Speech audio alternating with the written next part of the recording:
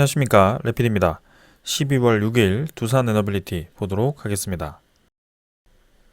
증시 먼저 보겠습니다. 코스피 1% 하락했고요. 코스닥은 1.89% 하락했습니다. 오늘은 양증시 모두 하락을 했고요. 특히 기관 투자자 매도 물량으로 같이 좀 하락을 했습니다. 해외 증시 같은 경우는 다우, 나스닥이 좀 크게 하락을 했고요. 오히려 이제 니케이라든지 상하이 종합은 양봉으로 플러스로 마무리를 했습니다. 최근에 우리나라 증시가 계속해서 좀 약세를 띠고 있는 모습이고요. 쌍봉 형태로 이제 고점을 두 번 찍고 떨어지는 모습입니다. 그래서 어제도 이제 이 라인을 그어 드리면서 2400선을 말씀을 좀 드렸는데, 지금은 2400선 아래로 지수가 좀 자리를 잡았고요. 그래도 이제 121선 위에 아직까지도 자리를 잡고 있는 모습입니다. 단기 상승 패턴으로 좀 진행을 하다가 지금은 M자로 이제 떨어지는 모습인데요. 여기서 이제 크게 더 떨어지지 않고 어느 이제 장기 이평선 정도의 라인을 받치고 지지를 한다면 충분히 단기간에 올랐던 그 상승세를 소화하는 그런 기간이라고 생각할 수 있을 것 같습니다. 그래서 아직까지는 충분히 시간을 가져봐야 된다라고 말씀을 드리고 싶고요. 투자 수급 자체가 이제 기관 투자자가 연일 매도를 하고 있고요. 외국인 투자자도 마찬가지입니다. 그래서 12월 들어서는 외국인 투자자도 매수를 끝내고 좀 매도세로 이어지는 모습이고요. 아무래도 MSCI 리밸런싱으로 매수했던 그 물량에 대해서 좀 매도로 접근하는 것이 아닌가, 이런 생각도 해봅니다. 그래서 조금 시간을 두고 지켜봐야 될 것 같고요. 코스닥 같은 경우도 마찬가지입니다. 이 세 번 정도 M자로 이제 떨어지면서 저점이 점점 높아지는 그런 패턴을 오늘은 조금 깼고요.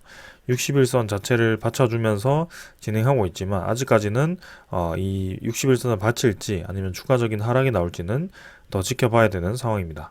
그래서 지수 자체가 지금 약세를 좀 보이면서 코스피와 코스닥이 모두 조금 상승에 제동이 걸린 모습인데요. 한번 지켜보도록 하겠습니다. 자, 그래서 어느 정도 적정한 라인을 가지고 반등을 하는 것이 중요할 것 같고요. 이 추세 라인이 언제 돌려지는지 그런 것들 보도록 하겠습니다. 그래도 이제 아직까지도 이 지수가 이 하방에 위치하는 위치이기 때문에 충분히 우리가 투자를 하고 지켜볼 만한 위치이다라고 말씀을 드리고 싶습니다. 그래서 코스닥도 코스피 대비해서 많이 오르지 못했는데요. 기술주 위주로 모여 있다 보니 그렇게 진행이 되었는데, 시간을 두고 지켜봐도 될 것 같습니다. 그래서 기관 외국인 투자자 모두 이렇게 양매도가 진행이 되고 있고요. 우리나라 증시에 다시 한번 수급이 들어오는지 그런 타이밍을 좀 살펴봐야 될 것 같습니다. 그래서 오늘 같은 경우는 조금 이제 약세를 좀 보였는데, 최근에 들어서도요. 그래서 그 반등에 대한 타이밍을 한번 지켜보도록 하겠습니다. 자, 그래서 오늘 바로 넘어가서 지수 선물을 보게 되면은 미국 증시는 부합으로 진행이 되고 있고요. 그다음에 유럽 증시도 마찬가지 약하락으로 진행이 되고 있습니다. 그래서 최근에 계속해서 이 선물 지수라든지 그런 글로벌 증시가 좀 약세를 띠는 모습이거든요. 그래서 조금 더 시간을 두고 볼 필요가 있을 것 같고요. 채권 시장도 마찬가지입니다. 채권도 지금 10년물 국채금리 3.56%, 뭐 크게 변화가 없습니다. 그래서 평소와 유사하게 좀 진행이 되고 있고요. 외환 시장이 이제 오늘 원달러가 좀 올랐죠. 그래서 1320원으로 원달러가 상승을 하면서 최근에 이제 내려가던 그런 패턴에서 조금 반등을 했습니다. 그래서 1300원 아래로 떨어졌다가 지금 빠르게 환율이 좀 반등을 하고 있는 모습이고요. 이대로 환율이 쭉 떨어지지 않고 적정 라인을 받치면서 좀 진행을 하는 모습입니다. 그래서 환율이 지금은 반등을 하였고, 증시 자체도 상승세를 멈추고 조금 조정세를 이어가고 있는데요. 추후의 흐름을 더 보도록 하겠습니다. 분명히 이제 금리 인상 자체는 지금 완화될 기미가 보였지만, 사실상 이제 우리나라 증시를 포함해서 지금 미국 증시가 조정을 좀 받고 있는 이유가 그 구매 지수가 아니고 고용 지표가 좀 긍정적으로 나왔기 때문입니다. 그래서 고용 지표가 긍정적으로 나왔다라는 것은 아직까지도 시장이 생각보다 경기 침체에 도달하지 않았다라는 뜻이고, 아직까지도 인플레이션이 완벽하게 잡히지 않았다라는 뜻으로 받아들일 수 있습니다. 그래서 이런 것들 때문에 오히려 이제 FOMC 등에서 지금 이제 이런 지표를 보고 금리를 좀 더 강하게 계속 상승시킬 수 있다라는 그런 우려감 때문에 증시 상승세가 좀 멈추고 좀 조정을 들어가는데요. 마찬가지로 이제 5% 이상 최종 금리가 5% 이상 올라갈 수 있다라고 미국 금리가 그렇게 좀 얘기가 나오고 있는 상황입니다. 그래서 아직까지 뭐 우리가 섣불리 판단하기는 좀 힘들고요. 그런 상황으로 좀 진행이 되고 있구나 정도만 이해를 하시고 어, 분명히 이제 증시를 전체적으로 좀 보았을 때는 지금 저점 라인에 위치를 하고 있습니다. 그래서 지금 사실 조정을 좀 받고 있지만 이미 우리는 더 낮은 구간을 찍고 올라왔고요. 적정한 밴드에서 지금 주가를 유지시키고 있는 그런 상황이기 때문에 크게 우리가 흔들릴 필요가 없을 것 같습니다. 그래서 지금 뭐 금리가 좀 더 올라갈 수 있다라고 해서 바로 이 바닥 라인을 뚫고 더 내려가서 뭐 코스피가 2000포인트를 깬다든지 그런 움직임이 극단적인 움직임이 나올 이 시기는 아닌 것 같거든요. 그래서 적절하게 좀 우리가 자리를 잡으면서 이 증시에 대한 반등을 준비하는 것이 좋을 거라고 좀 생각을 합니다. 자, 그래서 오늘 증시 이 정도로 좀 말씀을 드리고 종목으로 넘어가도록 하겠습니다. 두산 에너빌리티 보겠습니다. 250원 하락해서 15,900원으로 마무리했고요. 1.5% 하락했습니다. 두산 에너빌리티 오늘 하락으로 시작해서 마찬가지로 하락으로 진행이 되었습니다. 그래서 오늘 뭐 크게 또 움직임 없었던 것 같고요. 약 하락으로 마무리를 했습니다.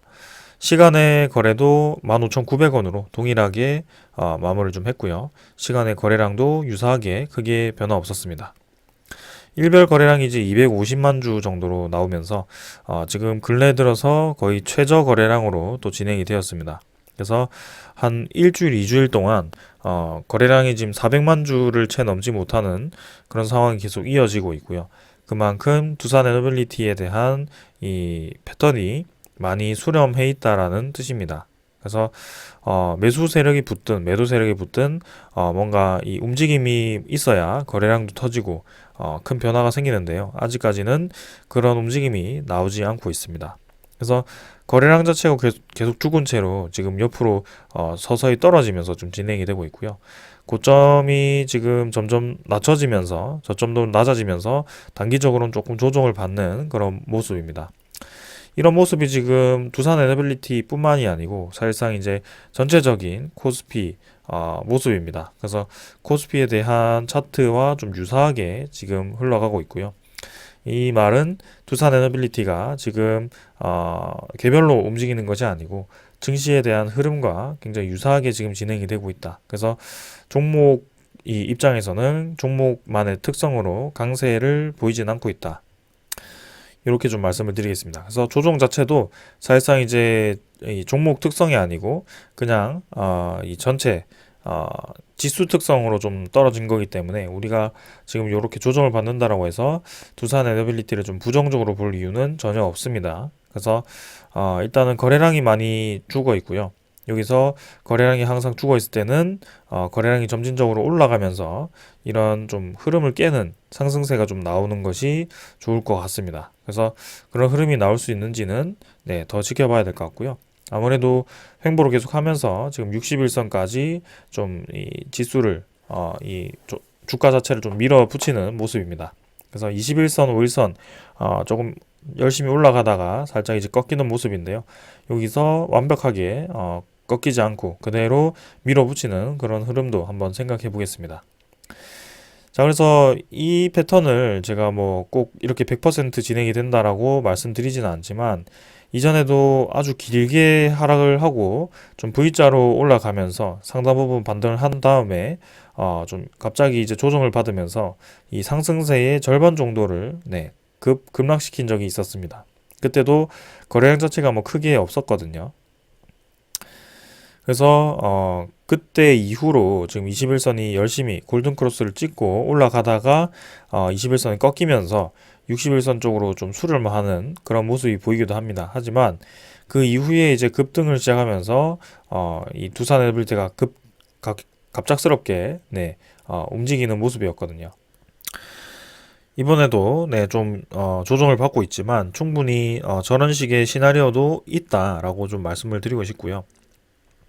61선이 21선, 21선이 61선을 돌파했을 때에 나오는 움직임을 이때까지 거의 100% 더 강하게 올라갔습니다. 네, 이때도 그렇고요. 이때도 그렇고요. 그래서 21선이 61선 위로 치고 나가고부터는 웬만해서는 이제 계속 상승세를 이어갔고요.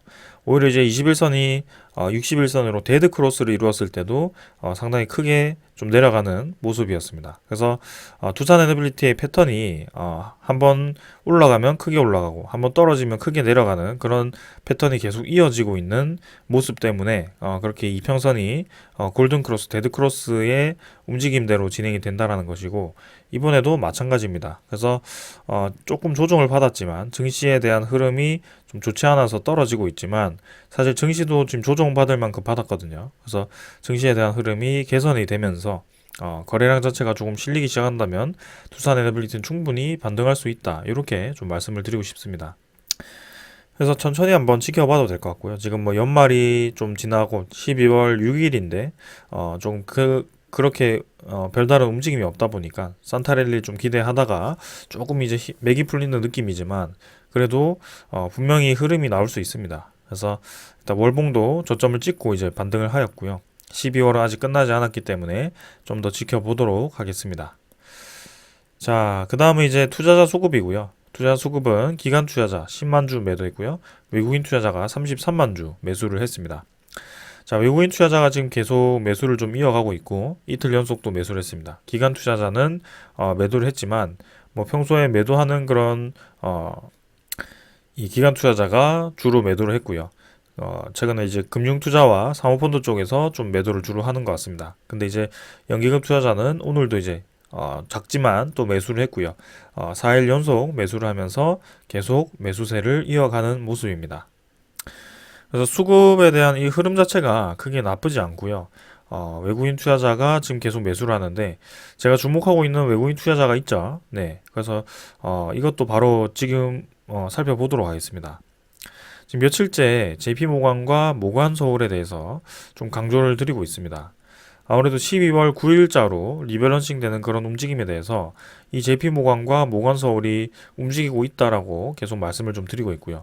오늘 같은 경우도 모간서울이 18만 주를 동시호가, 마지막 동시호가에 매수를 하면서 마무리를 했습니다. 그리고 JP모간 같은 경우도 오늘 장 초반에 또 매수를 하고 끝냈고요.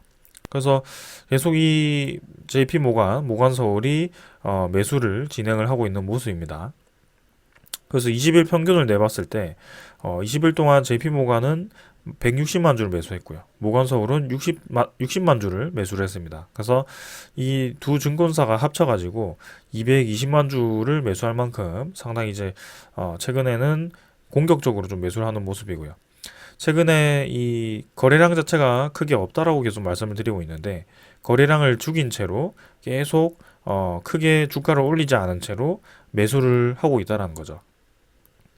참 이게 우리 입장에서는 좀 공격적으로 주가를 올리면서 매수를 해주는 것을 원하지만, 이런 세력 입장에서는 주가를 멈춘 채로 크게 주가가 움직이지 않는 선에서 거기서 매수를 계속 이어간다란 말이죠. 그래서 야금야금 매수를 해가지고 결국에는 목표하는 그 수량을 채워가는 그런 모습이 지금 만들어지고 있습니다. 그래서 우리가 이 개미가 사실 감당할 수 이 외국인 투자자라든지 기관 투자자를 이길 수 없다라는 것이 지금 여기서 드러나는 점이고요. 이런 과정에서 공매도 잔고도 충분히 이용이 될 수 있습니다. 네, 그래서 일단은 목표하는 그 수량을 지금 채우려고 12월 9일자로 리밸런싱이 일어나기 때문에 그렇게 진행을 하는 것이고요. 60일자로 이렇게 이 통계를 해봤을 때는 모간서울이 상당히 매도량이 많은데, 이때는 이제 모간서울이 그 블록딜에 대한 매도 물량으로 상당히 이제 많이 잡혔습니다. 그래서 그 매도 물량을 다시 채우는 것인지 일단은 그런 상황을 더 지켜봐야 될 것 같고요. 일단 수급 자체는 외국계 중에 특히 JP모간과 모건서울이 이렇게 계속 매수를 하고 있다, 이렇게 좀 이해를 하시면 될 것 같습니다. 그렇다고 결코 뭔가 지금 좋은 상황이다라고 말씀드리기는 좀 어렵습니다. 그래서 이 두 세력이 또 매수를 하는 이유가 12월 9일자로 그 리밸런싱에 관련된 매수 물량이다라고 지금 추정을 좀 하고 있는데요. 그 상황에 대해서는 좀 더 지켜보겠습니다. 사실상 이제 두산 에너빌리티가 이전에 좀 잘 올라가다가 블록딜을 하는 과정이 있었습니다. 그때 JP 모간이 좀 많이 매수를 했었거든요. 요때 JP 모간이 많이 매수를 했을 때 갑작스럽게 이제 블록딜 소식이 나오면서 모건서울이 그때 이제 대량 매도 물량이 나왔습니다. 그래서 블록딜을 미리 알고 그렇게 이제 매수를 미리 해두고 매도를 하는 그런 모습이 나왔던 건지 일단은 굉장히 이제 합리적인 의심이 들었었죠. 근데 이번에도 JP모건과 모건서울이 좀 매수를 하는 모습이 나오는데요. 그렇다고 해서 이런 블록딜과 같은 소식이 다시 한번 들려올 것이다라고 말씀드리는 것은 아닙니다. 왜냐하면 이미 두산 에너빌리티의 두산의 지분은 30.5%이기 때문에 지금 사실상 이제 블록딜이라든지 유상증자를 무리하게 진행할 수 없는 그런 지분을 가지고 있습니다. 그리고 이 두 개를 이용한다는 것은 현금 확보를 하기 위해서 진행을 한다는 것인데 두산그룹 전체의 지금 현금 유동성은 꽤나 많이 개선이 되어 있기 때문에 지금 공격적으로 뭔가 무리하게 진행할 이유는 없다라고 보고 있거든요. 일단은 JP모건과 모건서울이 매수를 하고 있구나 요 정도만 이해를 하시면 될 것 같습니다. 자, 그 다음에 이제 공매도 잔고고요. 공매도 잔고는 1420만 주, 어제와 유사합니다. 5만 주 정도 감소를 했고요. 큰 변화가 없었습니다. 최근에 이제 1420만 주 수준에서 계속 좀 유지가 되고 있는 모습이고요. 1일 공매도 거래량도 지금 8만 7천 주, 거래량이 죽은 만큼 1 공매도 거래량도 많이 줄어 있습니다. 그래서 공매도 거래량이 줄어 있고 잔고 자체도 지금 뭐 추가적으로 줄어들 것인지는 한번 지켜보겠습니다. 제가 말씀드린 것은 이제 JP모건과 모건서울이 그 공매도 잔고를 상환시키면서 아무래도 12월 9일자에 그런 리밸런싱 물량을 채워 나갈 것이다라고 말씀을 좀 드렸는데요. 지금 공매도 잔고가 이전에 좀 많이 감소를 했는데 지금 최근에는 크게 변화가 없습니다. 그런 상태에서 JP모건과 이제 모건서울이 좀 계속 이 지분을 모아가고 있는 모습이기 때문에 일단 그 상황은 좀 더 지켜보도록 하겠습니다. 자, 그래서 이 정도로 좀 공매도 잔고 확인하고 넘어가도록 하고요. 그 다음은 대차 잔고 확인해 보겠습니다. 대차 잔고는 이제 체결 30만 주, 상환이 15만 주 진행되어서 15만 주 정도가 늘었습니다. 그래서 대차 잔고가 3,100만 주 정도로 진행이 되었고요. 지금 뭐 큰 변화는 없습니다. 그래서 3,100만 주 수준에서 계속 유지가 되고 있고 공매도 잔고도 마찬가지 큰 변화 없이 진행이 되고 있는 모습입니다. 외국인 추적 물량은 뭐 오늘 당일 물량과 거의 유사하게 33만 5천 주 매수가 되었고요. 11%, 11.8% 외국인 보율이 진행되었습니다. 그래서 제가 보았던 그 블록딜로 인해서 외국인 투자자 지분이 12.5%였나요? 그때 그렇게 진행이 되었다가 그 물량을 이제 쏟으면서 이제 11% 초반대까지 10% 후반대까지 매도를 했다가 지금 다시 그 물량을 좀 채워놓은 모습이죠. 그래서 이 물량을 또 어떻게 이용할 것인지는 한번 시간을 두고 지켜보겠습니다. 자, 그럼 이제 이 정도로 두산 에너빌리티 차트, 뭐 공매도, 대차 잔고 다 설명을 드렸고요. 자, 이제 두산 에너빌리티 관련해서 소식을 좀 전해드리도록 하겠습니다. 자, 먼저 전해드릴 소식은요. 직접적인 소식은 아닙니다만 지금 이제 UAE 원전 쪽에 이재용 회장이죠. 삼성 회장이 지금 들러가지고 중동에 대한 그런 수주 준비를 좀 하는 것 같습니다. 그래서 UAE 원전을 뜬금없이 삼성 회장이 왜 방문을 하냐 그렇게 보았을 때는 삼성 회장 입장에서는 이제 삼성물산이 이제 그 UAE 쪽에 그런 빌딩 건설이라든지 이런 바라카 원전이라든지 그런 큰 사업들을 많이 따냈었기 때문입니다. 그래서 아무래도 최근에 그 빈살만 왕세자가 방문을 하기도 했고요. 그런 중동 시장의 큰 상징으로서 UAE로 방문을 한 것 같습니다. 그래서 현지 시찰을 통해서 직원들의 그런 에러 사항이라든지 아니면 그런 간담회를 통해서 의견을 좀 수렴하는 그런 모습이었는데요.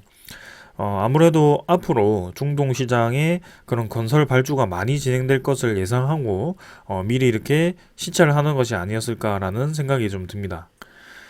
네, 그래서 지금 UAE 원전이 얼마나 중요한 프로젝트였냐면 지금 UAE 입장에서는 국가의 25%의 전력을 생산할 만큼 아주 중요한 그런 국가 에너지 단지가 되었습니다.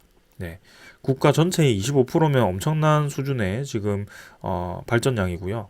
네, 그걸 이제 2012년에서 2024년 약 12년 만에 대한민국이 이렇게 건설사들과 그런 이 기업들이 집약해서 만든 네, 건설해준 그런 에너지 단지입니다. 네, 이 총 건설 비용도 타국가 대비해서 굉장히 이제 저렴한 수준으로 미국의 거의 30%, 프랑스의 절반 정도로 진행을 해 주었고요. 우리나라의 그런 건설 노하우로 아무래도 이 가격 경쟁력에서도 앞서는 그런 모습이었죠. 그래서 UAE 입장에서도 이런 이 건설이 상당히 이제 의미가 있었기 때문에 새로 발행하는 그런 신권 화폐에다가 이 UAE 원전 전경이 담겨 있을 만큼 국가적으로 굉장히 자부심을 느끼는 네, 그런 프로젝트를 선정한 것 같습니다. 그만큼 이제 우리나라 입장에서 성공적으로 진행한 프로젝트 중에 하나고 중동 입장에서도 한국이 굉장한 기술을 가지고 있고 이 성공한 프로젝트 중에 하나다 이렇게 인식되는 상징적인 그런 건물이기 때문에 이렇게 삼성 회장이 직접 방문해서 시찰을 한 것으로 좀 보여집니다. 그래서 추후에 이집트라든지 아니면 사우디아라비아라든지 UAE 쪽에서도 사실 이제 추가적인 그런 건설도 예상이 되고 있고요. 네, 그런 것들을 이제 염두해 두고 이렇게 진행을 한 것 같습니다. 자, 그래서 이제 우리나라 그 정부 차원에서도 대통령 비서실장이 이제 12월 중순에 UAE를 방문해서 원자력 발전과 방위 산업 등의 그런 협력을 논의할 것으로 예상이 됩니다. 지금 이제 구체적인 계획은 오픈되지 않았지만 UAE도 지금 4기 건설 이후에 플러스 4기라는 그런 원전 검토를 진행을 하고 있습니다. 그래서 이미 부지까지 선정되어 있는 것으로 알고 있고요. 네, 우리나라로 당연히 그 4기가 넘어올 가능성이 굉장히 크죠. 그래서 UAE 입장에서는 잠재적으로 우리나라가 수주할 수 있는 아주 큰 시장이다. 네, 그렇게 좀 이해를 하시면 될 것 같습니다. 그래서 우리나라도 공을 좀 많이 들이고 있고요. 이렇게 이재용 회장이 방문하거나 아니면 정부 차원의 이런 대통령 실장이 방문하거나 상당히 이제 협력을 하기 위해서 많이 노력을 하는 모습입니다. 그래서 원자력 발전, 에너지 안보, 방위 산업, 투자 협력 등 4가지 분야에서 양국 간 협력 방안을 확대를 하고 구체화해 나가자 이렇게 얘기를 했다라고 합니다. 그래서 추후에 그 중동 시장에서의 수주 소식을 기다려 보면 될 것 같고요. 점점 이제 기대가 되는 그런 상황입니다. 자, 그 다음은 이제 이 UAE 소식 이외에 또 다른 소식이 있습니다. 두산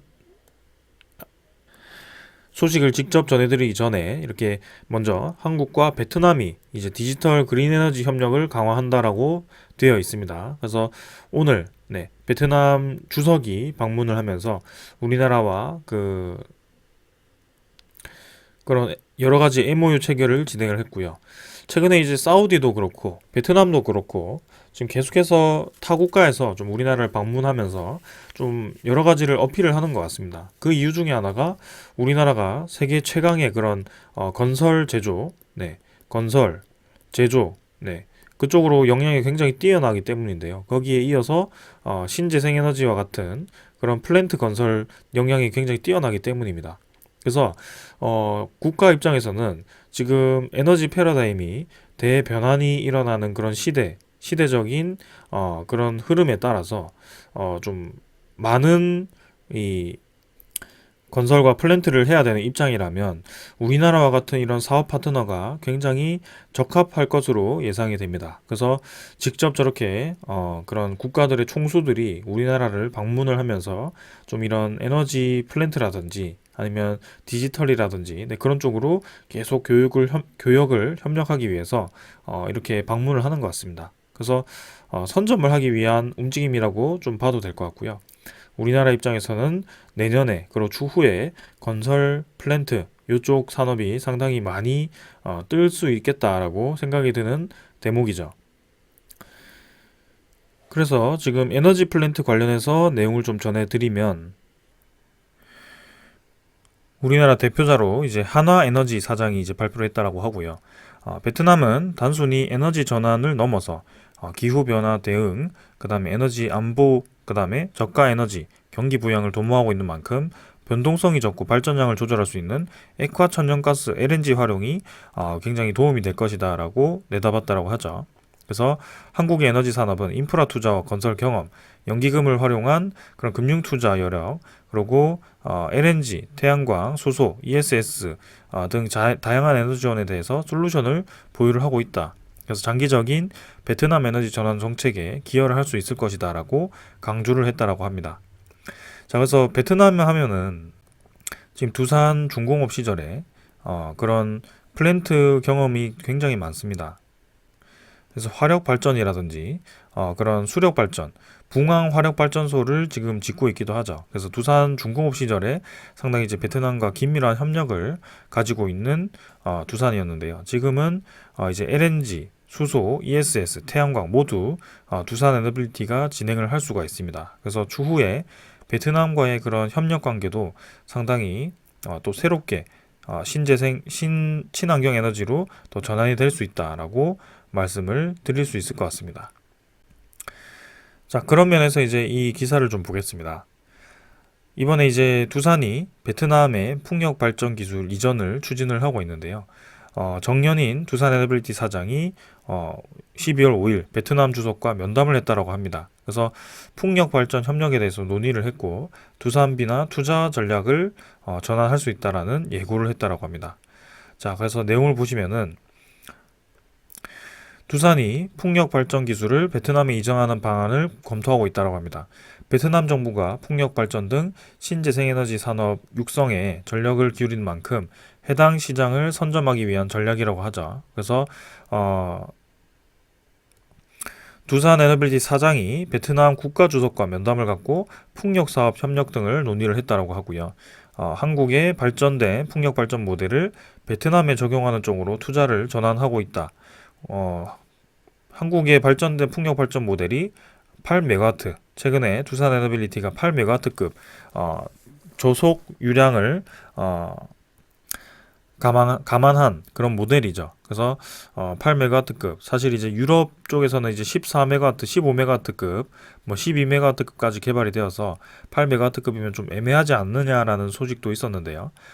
지금 이제 8메가와트급까지 새롭게 개발을 한 두산 에너빌리티가 이 기술을 또 베트남 쪽에 적용하는 검토를 하고 있다고 합니다.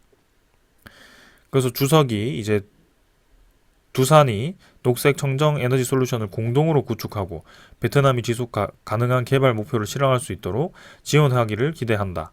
그래서 메이드 인 베트남으로 중공업 제품을 28개 국가 지역으로 수출해서 경제 효율성을 가져온 두산의 기여를 환영한다라고 밝혔다고 합니다. 메이드 인 베트남으로라고 한다는 것은 베트남 내에 있는 그런 기자재를 사용을 했거나 두산 에너빌리티의 그런 기술을 베트남 쪽으로 내재화를 시켜준 것이죠. 그래서 그런 입장에서 본다면 베트남은 이 두산을 굉장히 좋은 파트너로 인식을 할 겁니다. 그런 입장에서 사우디도 그렇게 좀 생각을 하고 있는 것이고요.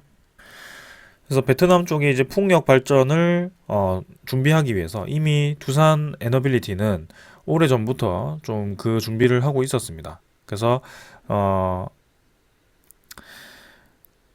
덴마크 국영 에너지 기업 오스테드와 해상 풍력 하부 구조물 공급 협력을 위한 업무 협약을 이제 두산 비나가 체결을 했고요. 그래서 하부 구조물인 모노파일을 공급 추진을 하고 있습니다. 거기에 이제 국내에서는 터빈 기술을 개발을 하고 있고요. 그렇게 된다면 이제 베트남 시장에서의 그런 두산 에너빌리티 풍력 발전 진출은 가시화가 되는 모습입니다. 그래서 상당히 이제 기대가 되는 모습이고요. 그리고 이제 아까 말씀 그 내용에서 보시면 LNG에 대한 내용도 있습니다. 그 LNG 가스터빈에 대해서 지금 국산화 시장이 상당히 기대가 되는데요. 그 LNG 입장에서도 전환을 하기 위해서는 가스터빈이 새롭게 필요하게 됩니다. 그래서 두산 에너빌리티가 그 가스터빈 시장을 국산화하고 그리고 베트남 시장에도 진출을 할 수 있는 그런 여지가 있기 때문에 상당히 많이 기대가 되는 그런 상황입니다. 이번에 이제 두산 에너빌리티에 대한 리포트도 마찬가지입니다. 이미 이제 원전에 대해서 굉장히 기대를 하고 목표 주가를 좀 높여가는 모습이지만 대형 원전 이외에도 소형 원전 SMR, 그다음에 해상풍력 신사업이 상당히 이제 신규 수주가 매년 5.3조 원으로 아주 크게 예상이 되어 있는 상황이고요. 여기에서는 이제 그 가스터빈에 대한 얘기가 빠져 있는데 그 가스터빈도 지금 상당히 크게 수주할 것으로 좀 예상이 되는 상황입니다. 그래서 마찬가지로 SK증권에서도 10월 달에 이렇게 원전에 대한 그런 수주 기대를 좀 이제 얘기를 하고 있고요. 아직까지는 폴란드 원전 이외에는 뭐 큰 소식은 없습니다만 폴란드 원전의 그런 구체적인 스케줄이 나오는 것만으로도 주가를 충분히 움직일 수 있지 않을까 이런 생각도 해봅니다. 자, 그래서 우리가 계속 미래를 보고 지금 투자를 하고 있고요. 지금 증시는 좀 계속 좀 올라가려고 하는 듯 마는 듯 좀 진행을 하고 있습니다. 근데 증시의 흐름을 따라서 계속 주가가 또 이어지지는 않을 겁니다. 분명히 그런 원자력 관련해서 그런 신재생 관련해서 이런 테마들이 움직이기 시작할 때 같이 거래량이 실리고 올라가기 시작할 것이고요. 두산 에너빌리티에 대한 그런 이때까지 좋지 않았던 그런 경험들 때문에 올해도 그렇게 진행이 된다라고 단순히 추측하는 것은 좀 잘못되지 않았을까 싶습니다. 그래서 그룹 전체의 그런 유동성과 그런 것들이 이제 재무제표를 분석을 하면서 여러분들께 충분히 말씀을 드렸고요. 지금은 이 작년과 굉장히 상황이 많이 달라져 있다라고 말씀을 드리고 싶습니다. 그래서 오히려 우려보다는 지금 기회라고 좀 생각하는 게 맞다라고 말씀을 드리고 싶고 그런 측면에서 본다면 지금 2023년 기준으로 PER이 20배 수준이라고 하죠. 그래서 지금 주가도 상당히 이제 저평가되어 있는 수준이라고 분석이 되어 있습니다. 그래서 지금 당장에서야 개별 실적이라든지 그런 순이익이라든지 그런 것들이 두산 밥켓의 그런 장부상의 손실로 인해서 좀 좋지 않게 잡혀 있지만 추후에 그런 것들이 개선될 여지가 충분히 있고요.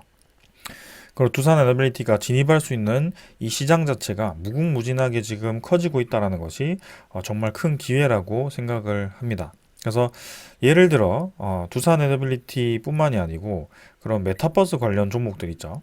네, 이런 종목들이 사실상 제가 방송을 하고 있지 않지만 이렇게 엄청나게 급등을 할 수 있었던 이유가 무엇인지 생각을 해 본다면 여러분들은 그런 단순히 PER을 따지지는 않을 겁니다. 그래서 PER에 의한다면 이런 종목들은 이렇게 20배 이상, 네, 25배까지 이렇게 급등을 할 수가 없거든요. 근데 앞으로 성장할 수 있는 그런 시장에 대해서 기대감이 있었던 것이고, 그리고 LG 에너지 솔루션, 네, 최근에 여러분들 다 아시는 그런 종목들이 시가총액이 140조 이렇게까지 올라갈 이유가 지금 재무제표를 보신다면 없습니다.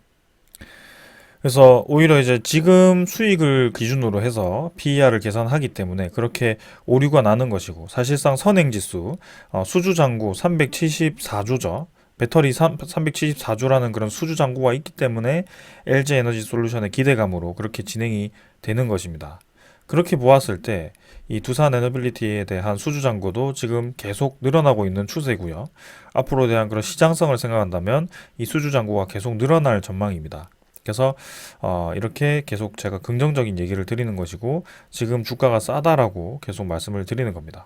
그래서 자 지금 뭐 이렇게 생각하시면 안 됩니다. 결국엔 돌고 돌고 돌아 본전이 왔구나. 여기서 이제 털어야지라고 생각하시는 것보다는 이젠 참아왔던 만큼 다시 힘차게 올라갈 수 있는 그런 시기가 왔다라는 것이고 이전에 이런 시기와는 완전히 다른 상황이 지금 펼쳐진 것입니다. 이때는 이제 뭐 폴란드 수주라든지 그런 이런 시장들이 다시 펼쳐질 수 있는 그런 소스들이 크게 구체화되지는 않았었거든요. 뭔가 윤곽은 나타났지만 이렇게까지 구체화되진 않았습니다. 근데 지금 사우디 장관도 오고 사우디 왕세자도 오고 베트남 주석도 오고 이럴 만큼 계속해서 좀 공격적인 투자가 예상되는 상황입니다. 그래서 저는 내년까지 꾸준히 좀 들고 가보기를 추천을 좀 드리고요. 크게 흔들리지 않으셨으면 좋겠습니다. 자, 오늘 이 정도로 좀 설명을 드리고 오늘 시작 이번 주 시작은 뭐 크게 좋지는 않았죠. 네, 어제도 그렇고 크게 좋지는 않지만 이번 달은 좀 좋게 마무리하기를 기대를 해보겠습니다. 저는 여기까지 하고 마무리하겠습니다. 감사합니다.